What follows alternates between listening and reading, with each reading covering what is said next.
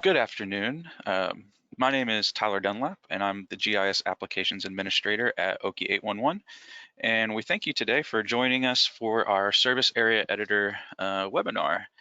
Also joining us are our panelists, Jan and Adam. They are GIS specialists in our GIS department. They will be keeping an eye on the questions box to kind of field any questions, and of course we will answer questions at the end of the webinar as well. All right. So let's jump into it. So real quick, just some housekeeping, general webinar housekeeping to get started. The little orange arrow is there to expand and collapse the interface.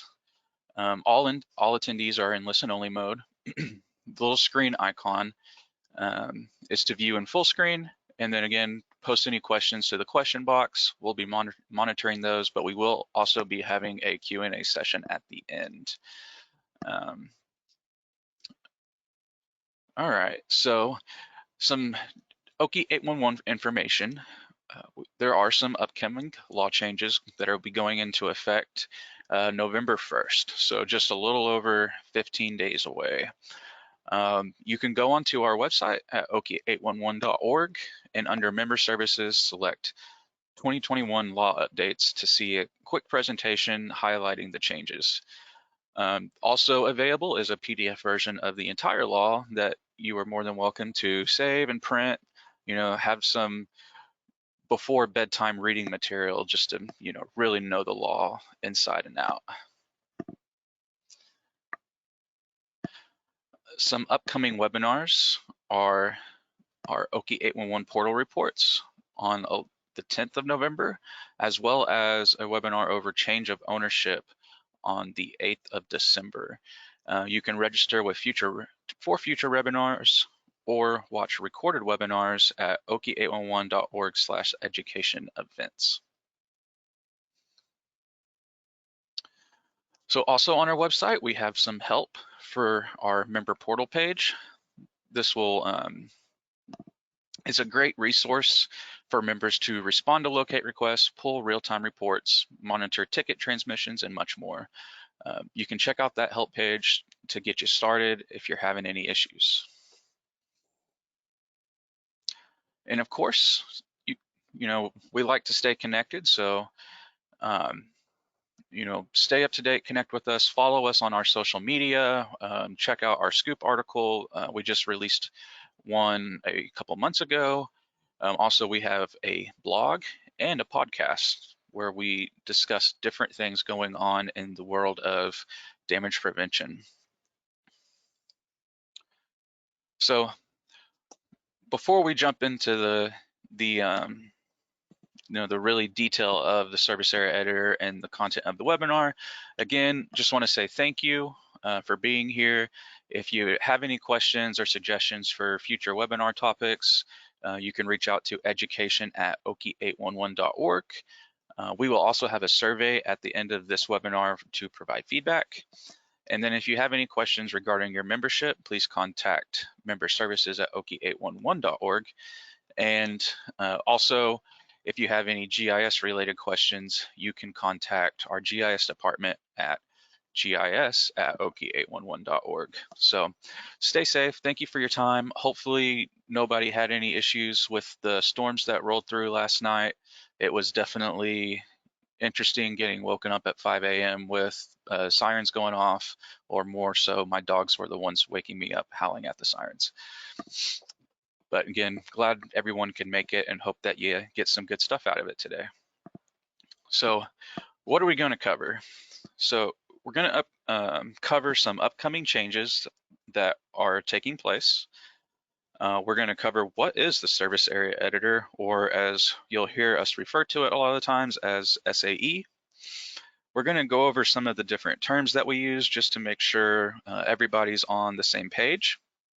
And then the bulk of this presentation is actually going to be a live demo of the SAE, including just really quick getting started to get registered, viewing your service areas and information, editing your service areas, uploading files, downloading your service areas, as well as submitting your service areas and what happens next. So one thing I really wanted to take advantage of having this webinar and with the attendees in here is talking about an upcoming dig site buffer change that will be going into effect on November 1st, 2021. So you've probably seen emails and heard communications about this. Here, notices from us saying we're reducing the dig site buffer from 300 foot to 150 feet. So what this means is we are reducing the buffer that is applied to the dig site polygon that is drawn whenever a locate request is being submitted. So the dig site buffer, kind of think of it as like if you were to mark a parcel, we're applying 150 feet around that parcel just to account for, maybe offset of the parcel right of ways, and just, sometimes people get a quarter of a mile and an eighth of a mile mixed up. So here we have a visual representation. On the left, you can see where that dig site is that purple polygon. It was drawn on the map. And then that yellow hashed area is the 300-foot buffer that is applied to that on our side. And then you can see there is a well with a 500-foot buffer, a line with a 500-foot buffer, and also some registered grids. And on the left, all three of those different facilities intersect the dig site buffer and would generate a locate request to your company. On the right is the update of that with the 150-foot buffer around the dig site polygon. So as you can see here, that buffer intersects that line buffer as well as the grids, but it doesn't intersect the well. So with this 150-foot reduction, only the line and the registered grids would generate a locate request. So hopefully this is going to help, cut down and really continue to maximize receiving relevant tickets for your company. So the service area editor is Oki 811's new mapping application. So the service area editor is used to create, view, maintain, edit, and download service areas. This is a very important part of your membership with Oki 811. And we recommend that you review your service areas frequently to ensure the most up-to-date information is provided. And you can update your service areas as often as needed.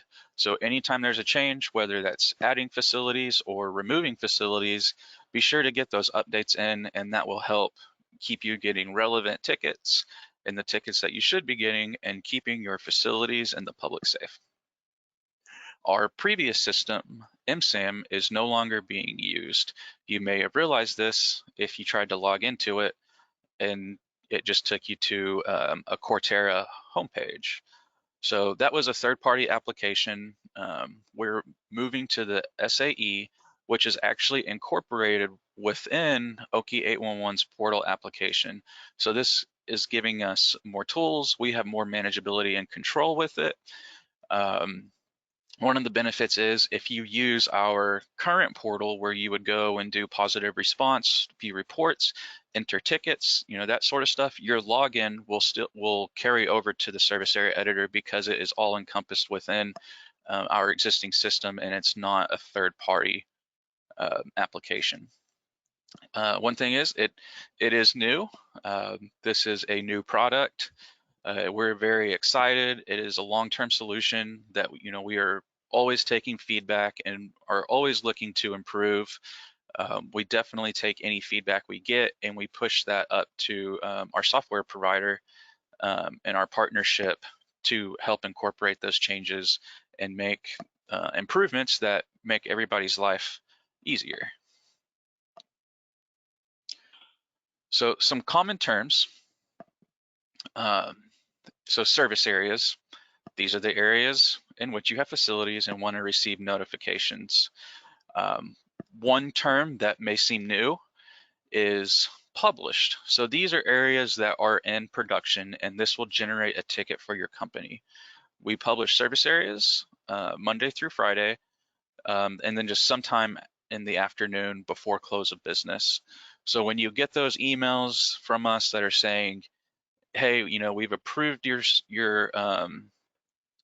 submission, and then it will go into effect later in the day when we publish service areas. That's what we're talking about. So once a day, we run a process that bundles up all of our member service areas to bring them into one database file that we can then use to generate tickets. So that's what we mean whenever we say your service areas will be published later. So another new term is current. And these are areas that may not be in production. The only time that your current and published shouldn't match is if you are in the process of submitting updates. So there is that period in time from once you have essentially edited your current. You can kind of think of your current as also a working copy, or the or like your base file or your master file. So once you edit your current copy and you submit those changes to Oki 811, your current won't match your published for that period of time until we publish the service areas that day. So once your approved service areas have been published, the current and the published will match. Also, code. This is your service area codes assigned to you by the Oki 811 Member Service Department. Unless you've requested a custom one, they usually start with S or a T. And then also a term is OGC, and this is an acronym for Open Geospatial Consortium. I'm not even going to try to say it. But this is a standard among open source GIS. And the service area editor is built around open source software to allow it to be more adaptable and accessible for more people. Also, a term is buffers. So we go off the CGA, which is the Common Ground Alliance recommendation for a 500-foot buffer to be applied to point and line features, which, and this is from the center line or the point, which total 1,000 feet across.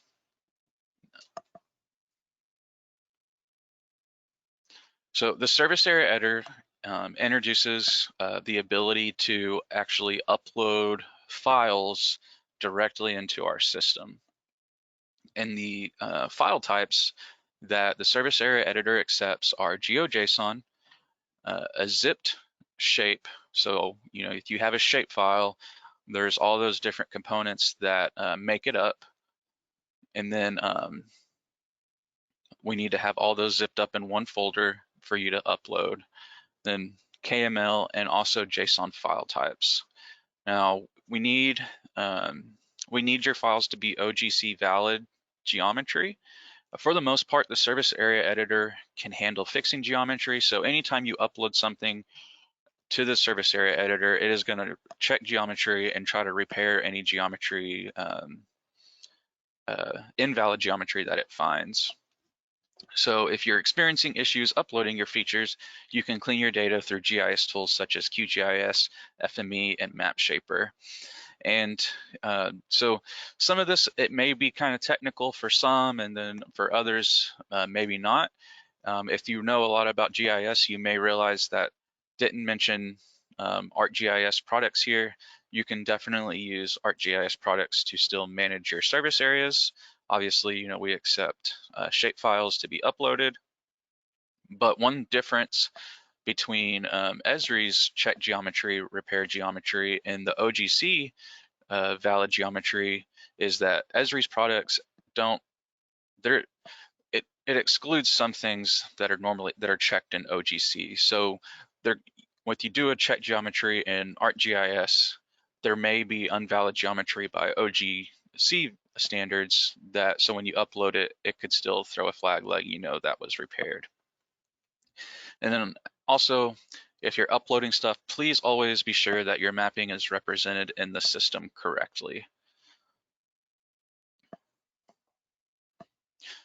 All right, so We blew through those slides pretty quickly there. Again, if you have any questions, you can be posting those in the chat or in the questions box. We will have that QA session at the end, and then you are also more than welcome to always send an email to gis@oki811.org with any questions you may have. So the majority of this is going to be an actual live demo, so bear with me. None of this is recorded, previously recorded, so you're watching it in real time. But let me get the service area editor right here. So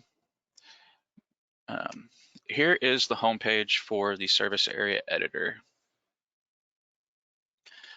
when you're not signed in. So I recognize some of you may have registered, some may have not registered yet. So if you have not registered, what you need to do from this page is click register in the top right. And then for features, you'll select service area editor. And then in comments, please include any of your dispatch codes like that. And then of course, fill out the rest of the form. This will notify us that you're registered, that you have an account, and then we have some things on our side that we need to finish doing, like verifying that you are a part of the organization and you have the authority to make changes to your service areas, and then apply those permissions and add the codes to your user profile. Now, I'll go ahead and address this as well. You may see here that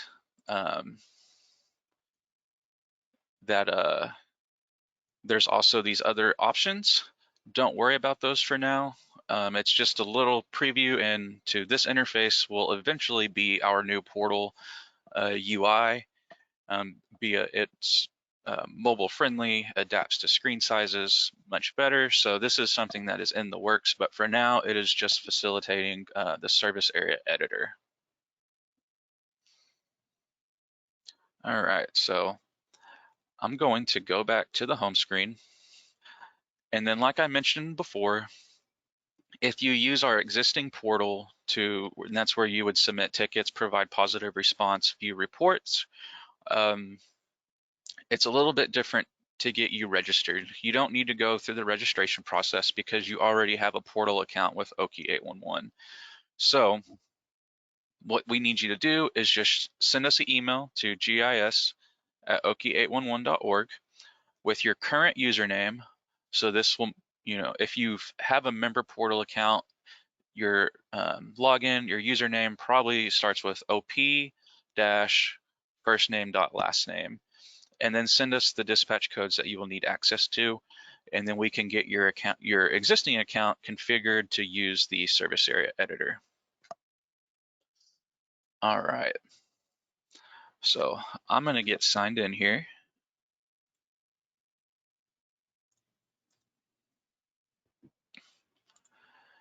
So once you log into the service area editor, this is your home screen that you will see. Well, it's a welcome message, welcoming to the early release of the new Oki 811 portal.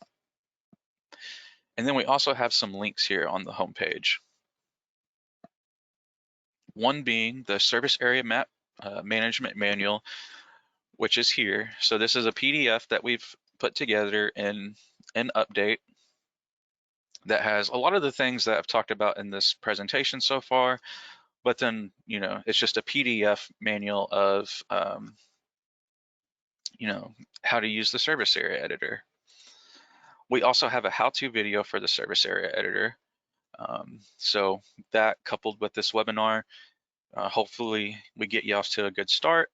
And then also we have a survey or a form where you can submit feedback. So like I said, we definitely want to hear your feedback. We want to know how the application could be made better. So we definitely want to hear what you have to say so we can continue to make improvements. All right, so once you're logged in and have the permissions, you can click Service Area Editor over on the left. and this will bring you into the service area editor interface.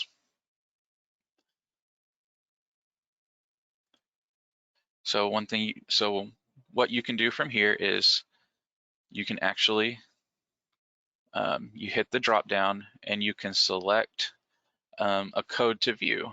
So I can select the Oki 811 code here that is associated with my account.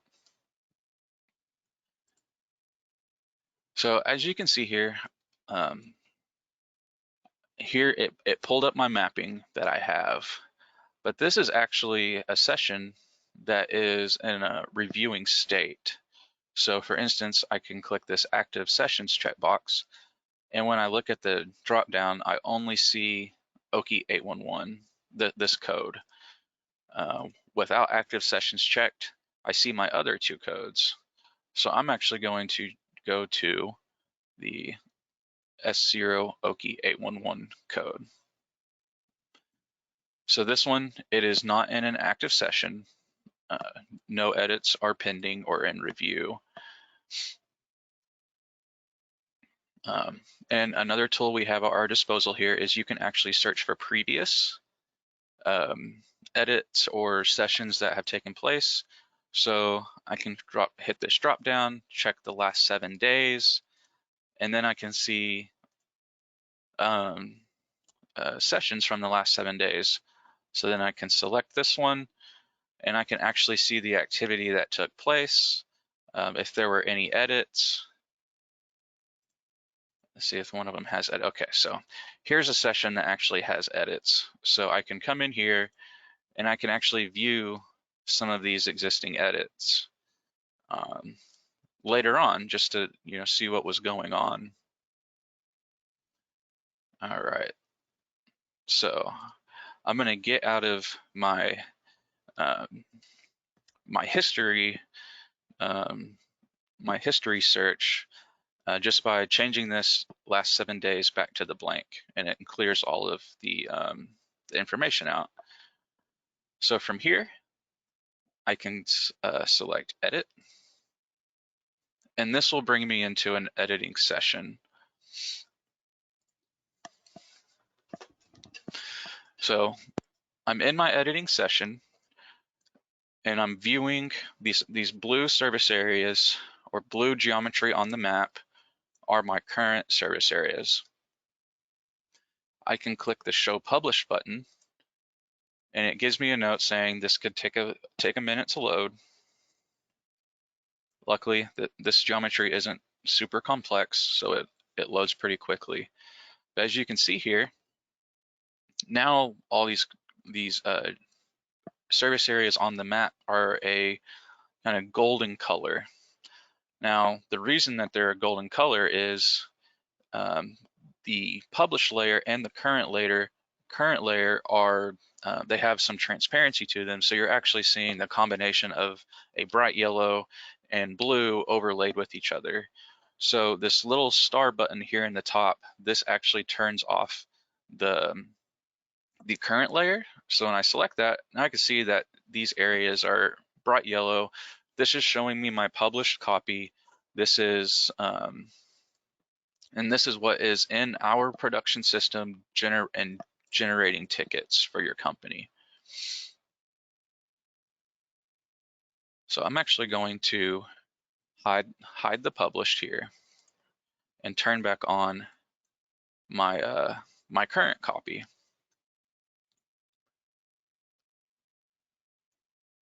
So some of the tools that are at your disposal here, up on this toolbar here, is the hand, and so this is your your main tool to get around the map. There's also an identify button that lets you to identify features, a measure tool to get measurements on the map, and then this little arrow is a select already drawn features, so we'll get more into that here in a bit. The green plus puts you into an addition state, so this would be if you were adding areas to your service areas, and then the red minus is the opposite if you're wanting to remove areas. And then we also have other tools on the toolbar that will be enabled based on what's taking place. So one thing you can do from here is this little cloud with the down arrow.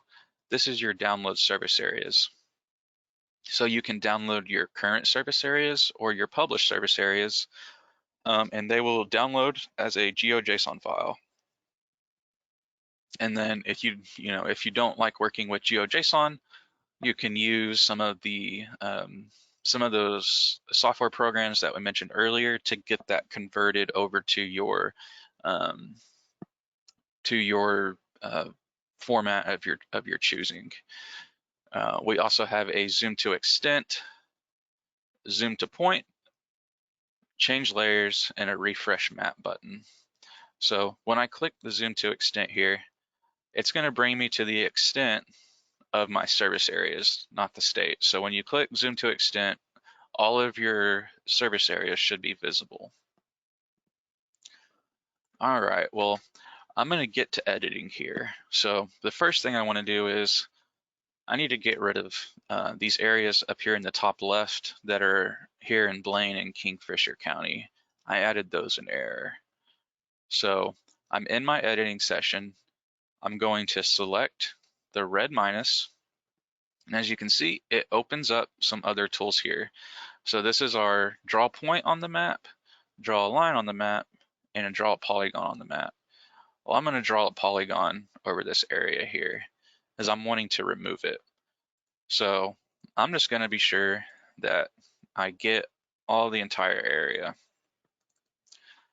And a double click to close the polygon, and it adds this kind of magenta polygon that over the area. Now when I click save, it removes those areas from my current layer or my working copy. So now I'm going to come back down here to kind of central Oklahoma City, where I have some additional service areas. So also I'm gonna remove another area here. So this line that I have running out here, I'm going to remove it. So the tool, it snaps to the lines or the existing features to kind of help you line stuff up. So I'm going to start right here in this corner, and then I'm going to put another point in this corner, and then I'm going to go ahead and just draw a polygon by clicking to add vertices around this area, double click, and now I've highlighted this whole area with a red polygon. And when I click Save Drawn Geometries, it removes that area out of my working copy. All right, so now I'm also going to remove this area here. So we know that there's still quite a few people that may be registered in grids. So this is kind of simulating if you had registered in like a quarter section. So if you're removing a quarter section, if it's kind of out here on its own, it's better to just give yourself a little bit of cushion around the outside of it when removing it. And this just helps keep from creating any what we would call like little slivers. So if you didn't quite get the entire polygon inside of there, so you don't have a really thin, probably, it could just be an inch, really small polygon that's on the map that could be left. So just be sure to fully encompass what you're trying to remove. And then again, I can click save and it removes that area out. All right, so now I'm going to add in some new areas. So I'm going to change my tool to the draw addition to the service areas. And what I want to do is I actually want to draw a line on the map. So I'm going to switch my tool to the draw line tool. And I'm going to come down here to my service areas. And I have a line that runs here along 63rd Street. So I'm just going to go ahead and start drawing this line. And then double click to end it. And it adds it, and then it adds that line in. And if you notice here, it didn't just draw a line on the map. it went ahead and buffered that line by 500 feet. So it's taking care of buffering the line for you. And again, I hit save.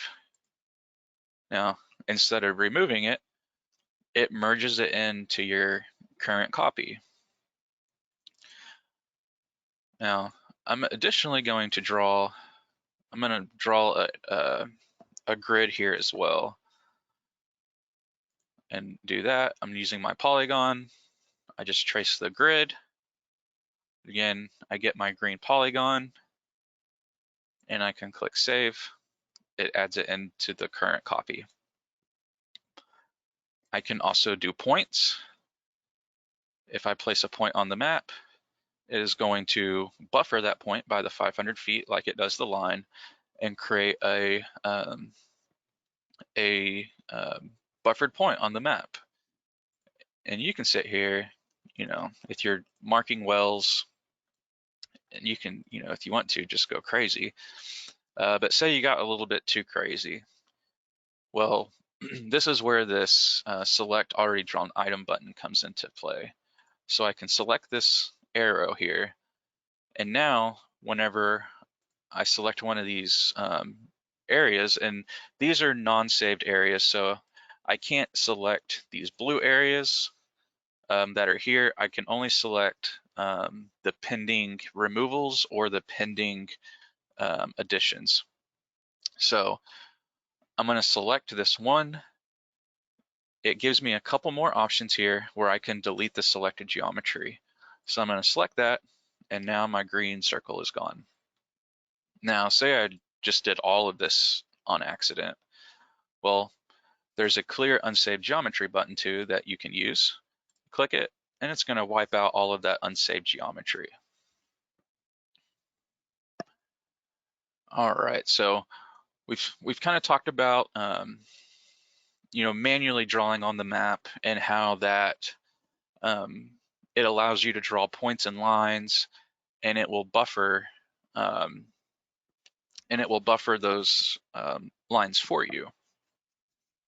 But one thing I want to show real quick is I want to bring back in this show published here. So now I've brought in my published geometry. So again, published means that this is in our production system, and it's generating tickets. So now we got some differences going on. So this is whenever I meant that there's very few times that your current copy and your published copy won't be the same. Well, this is one of those times because you're actually in here working, you're getting ready to submit changes. So this very bright yellow, it's not the dark, kind of golden color because it's not overlaid with the blue, as you can kind of see here. So this is an area that will no longer exist because it's not in the current working copy.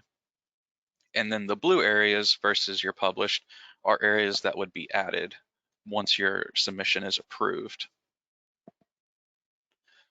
All right, well, I'm going to go ahead and hide that published again and get into one of the other exciting features of the service area editor, and that is uploading files to the service area editor. So one of the ways you can do this is, so I have my little pan tool selected. I'm actually going to select the addition button, and it gives me this option here to load a file. So I'm going to select this. It brings in your file explorer. So I'm going to I have this OKC system that is a KML file. I'm going to go ahead and load that. So it brings it into the map. It shows it as green because it is addition. And then I'm going to save. It is now merged that loaded file into my working copy. Now I'm going to load a couple more files as well. So here I have a GeoJSON file. I'm going to go ahead and load it as well. And so then you can see we have another feature that has been added in here, or is pending to be added on my save. So I'm going to click save again, and now it has merged those edits into my current working copy. And then another thing that I think is really cool is I'm going to go ahead and load another file.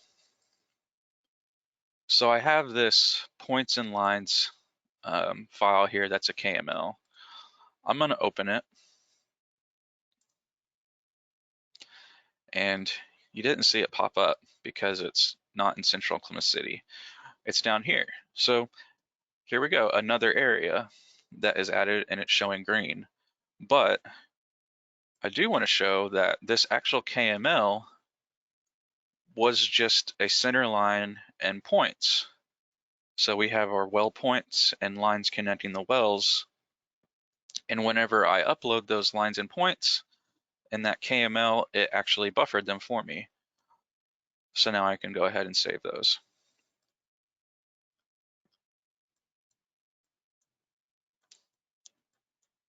All right. So I'm going to get back up here to Central Oklahoma City. And now when I show my published, we are definitely seeing I have a lot of additions coming into this file. All right. So another thing I want to do is I'm going to zoom to a point right here. So I'm going to punch in my X and Y coordinates. So I'm going to put in my long, which is negative 97.515349. And then my X is, my Y is 35.542001. And you can add a label, so I can say test,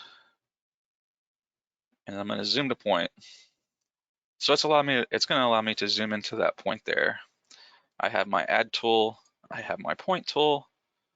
I'm going to go ahead and mark that and save my geometry. You don't really notice a difference. Well, let me turn off the publish. Still really don't notice a difference because that area was already encompassed in my current copy, so it just merged it in and as it exists. All right. So now I've made all my changes that I need to. So I'm going to submit this. So I simply just click the submit button, and it's going to submit these changes for review. So I can see now that it matches that first code that we looked at where its current state is in reviewing. And what this means is our GIS team at Okie 811 has, we get a notice letting us know that there has been a submission. So that's when we can go in and we'll check what you submitted. We look at it to be sure that there aren't any reductions because we do want to know why areas are being reduced, whether that's, they were added in error, you're doing some refinement, or if you sold the areas, especially sales, because we want to reach out to the acquiring company and be sure that they have those areas covered to ensure that the underground facilities are under continuous coverage, and that's keeping everybody safe. So it will stay in this reviewing session until our GIS team finishes and approves it. So I have another update I need to do to this T00811 code. So I'm going to hop over here to it. So I have this line here, and then another tool we have. So I'm going to go ahead and enter my edit session. And one thing as well to show, you can add notes. So if you need to add a note like full replacement, you can do that, and it will be viewable under the activity of that session. So I can see where it started, where I went to editing, and where I added that note. So full replacement, you've probably heard us say this term. This is if you have spatial data for your service areas. So like if you work with shapefiles or KMLs of your entire system, this is the easiest way to update your service areas. And that is to just upload the entire system every time. So what we refer to that as a full replacement. So here I have my hand selected. Well, I have this little cloud available now that says upload full replacement. So I'm going to click that, and it gives you a confirming that you're doing a full replacement. So full replacement is going to delete the current working copy and replace it with what you upload. So that's why I say the easiest way to do this is it being your full system, because you're just essentially wiping out the existing and re-bringing in your full system every time. So I'm going to do that, and then I have this zipped folder here that contains all the components of a shapefile. So I'm going to load it in. And as you can see, this blue line that was running through central Oklahoma City here is now gone. Well, out here are further east, I now have all these green lines. So this is the full replacement. It took away my existing and it replaced it with the file that I uploaded. Well, I realized after I did this that I didn't mean to upload that file. I meant to upload something else. You can just just do a full replacement and upload a different file, or you can simply hit cancel. And this is going to abandon the changes for that session. And I go back and I look at my current copy. And again, I still have my existing current copy. I can look at the published. I think I had something else published on this one. I did. Yeah, so my published and my current don't match on this one, but but yeah, so that's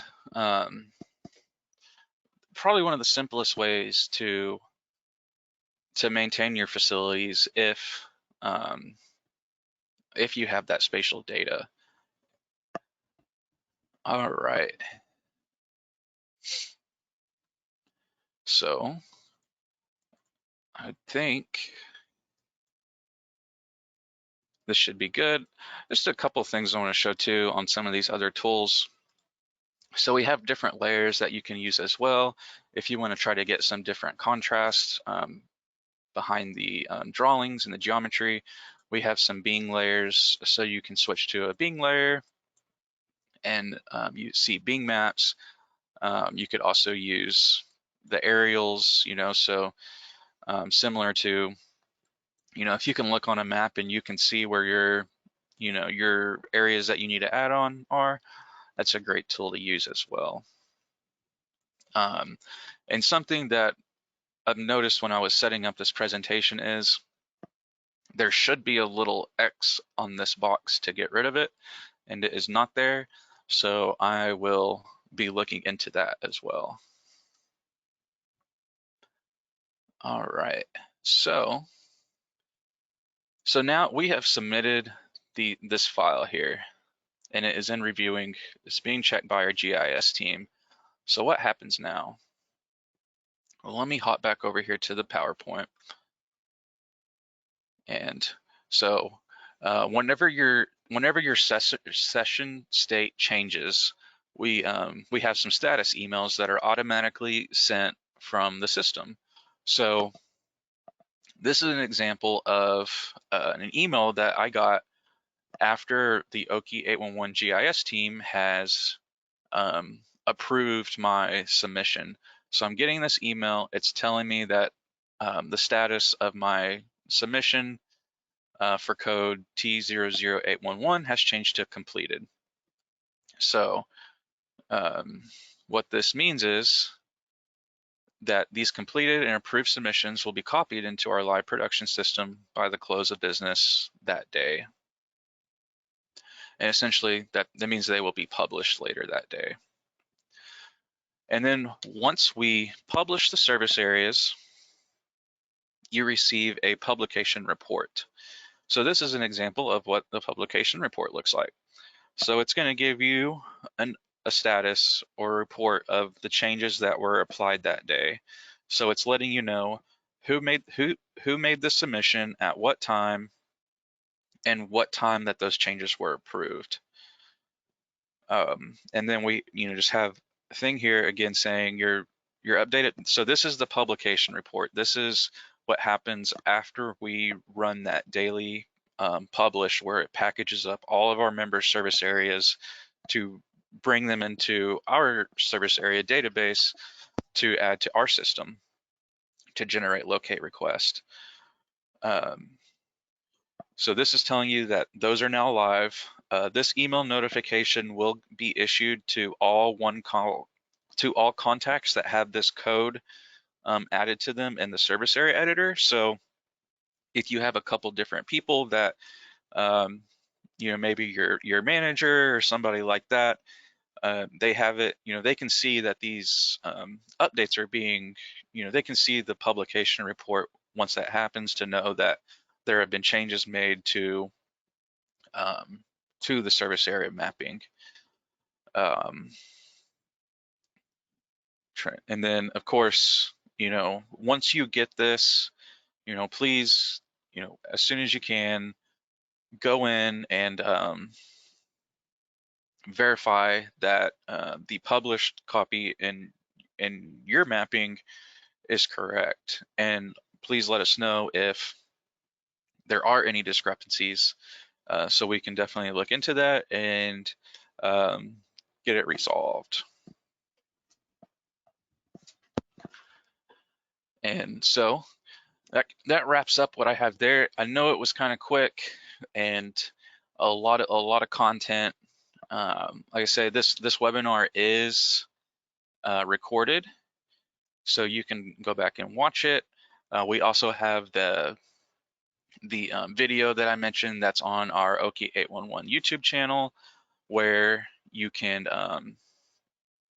log in and view that if you like to, as well as having our booklet to view as well. And I'm looking here at, I'm just trying to scroll through some of the questions here. Okay. So do we have a function that loads all of the tickets from the day near a pipeline? So we do not currently have that function. If there's some special like ticket analysis and stuff like that you're wanting, you can definitely hit us up and we can see what we can do to help facilitate that. We do have a couple of tools in the future that I think will facilitate this, and hoping to have those out soon. You'll definitely get a notice whenever those features become available. Okay, let's see here. Let's see. So it looks like that may be the only question that I see. I see somebody said, not sure why they can't hear. Hope that got resolved. Again, webinar is recorded. And if there's no other questions, we can definitely convene, give you back a few minutes or about 10 minutes of the 1 hour that was set aside for this. And again, if this is new, we're all learning together, and we're definitely here to help you. So if you have any questions, please reach out to us at gis@oki811.org, and we can work with you, get that added. We actually use Microsoft Teams internally, so if you're really having some issues, we can set up a Teams meeting to where you can share your screen so we can see what's going on with you. And again, use that that form that is on the service area homepage to submit any kind of feedback. We're definitely excited to see that, and we're really excited to see where this will take us in the future. So I appreciate everybody's time. Stay safe. Hopefully we can avoid more severe weather for a while, and everybody have a great day.